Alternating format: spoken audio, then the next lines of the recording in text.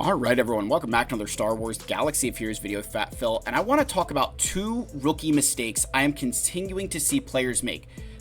There are people in Kyber who still make these mistakes. There are people in, at all levels that these are mistakes. These are things that happen that I want to help you kind of avoid. And I think especially with Relic Delta and Relic 10 and this economy change, with all these things coming up, these are two things that you're really going to want to have a handle on. One of them in relation to squeezing as much out of your roster as possible, and the other one to understand the order with which you want to be progressing through your account in. And I'm not trying to spoil anything yet, we'll kind of continue to talk through this, but I want to make sure that you guys avoid these two rookie mistakes. With that said, like, subscribe, comment. Let's give a shout out to our channel members for their continued support. If you're ever interested, link below, along with a link to Discord. Go check it out. Really appreciate it, guys. Just keep the faith, believe in me. We're going to continue to push out content for you guys, continue to try to do everything we can to keep you as informed as possible on Star Wars Galaxy of Heroes. So let's get in here and let's talk about some rookie mistakes to avoid.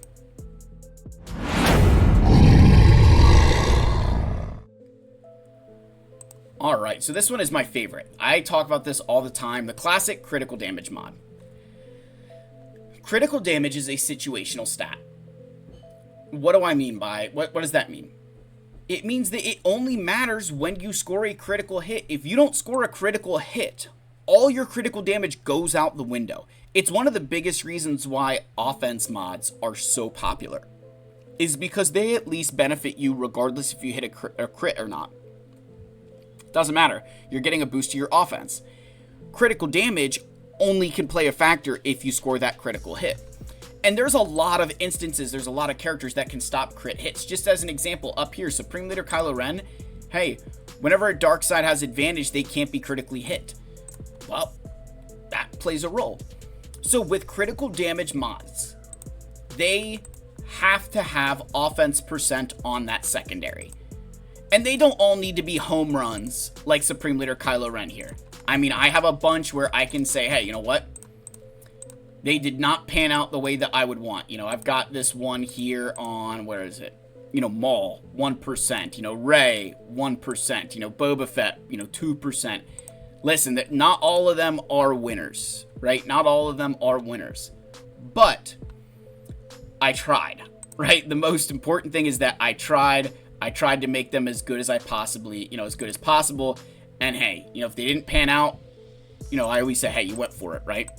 So, with that said, remember, offense percent as a secondary is so valuable because you can basically get as much as the primary. Primary's 8.5% offense. In this particular mod, I'm missing 1.03 offense while still gaining critical damage. So you want to combine the two of them because otherwise, if you don't critically hit, you may as well just have run an offense mod. Whoops. Right? You may as well have just run an offense mod if you don't critically hit. Which again, on Sabine, I've done that because I didn't have a good enough speed mod there to keep going. And then on Disguised Clone Trooper here, he has a lower critical chance, so I'm running offense. But you get the idea. Critical damage really only matters if you can crit hit.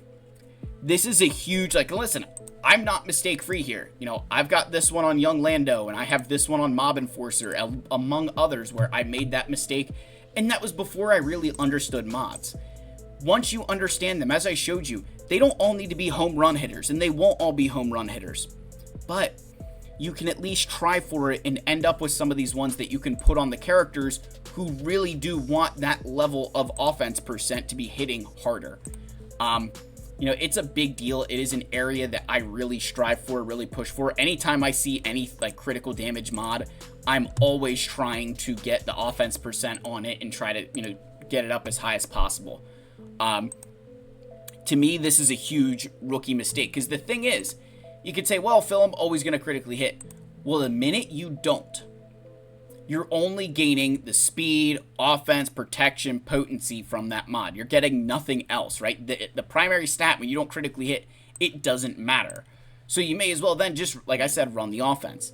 So if you're going to run crit damage mods, you've got to have that offense percent on the secondary. And honestly, I would argue for a large part of the player base, invest in the offense mods for a while. Critical damage, hey, it can happen.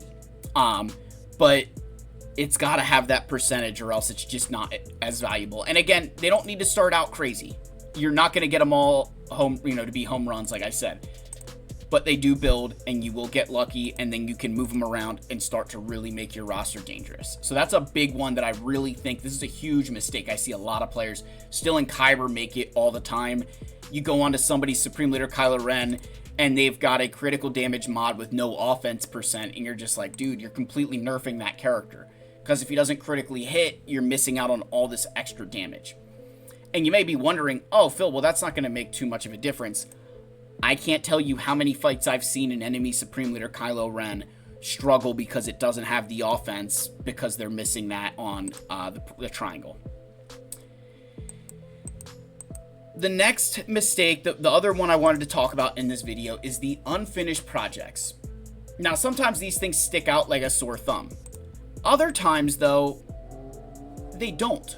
For example, Embo and Skiffguard Lando at Relic 6, to me that sticks out like crazy. Like, yeah, they're complete. I really need to get them up to where the rest of this team is. But, and this team down here with Jyn Erso at Relic 5, that's not an unfinished project, right?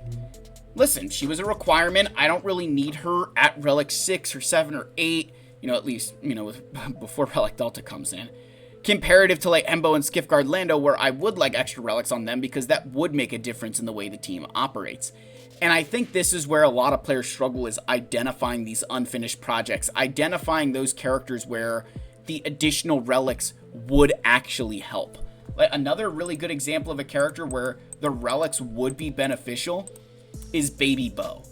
Think about Baby Bo-Katan. She's the only one in that Bo-Katan Mandalore team you'd have, Grogu, Paz, Mando himself, and Bo. They're oftentimes all Relic 7, and then Bo-Katan herself, Baby Bo, she's just sitting there at Relic 5 because she's a requirement for Jedi Master Kenobi. Bumping her up comparative to, say, Jyn Erso is a much better project to undertake, because what I'm giving myself the opportunity to do is build her in a way that will, hey, she won't get into damage immunity as quickly, which means that I will, can save that for when I really need it. Because when you have to use that damage immunity early sometimes, it can be brutal because then it opens up your team for the rest of the fight.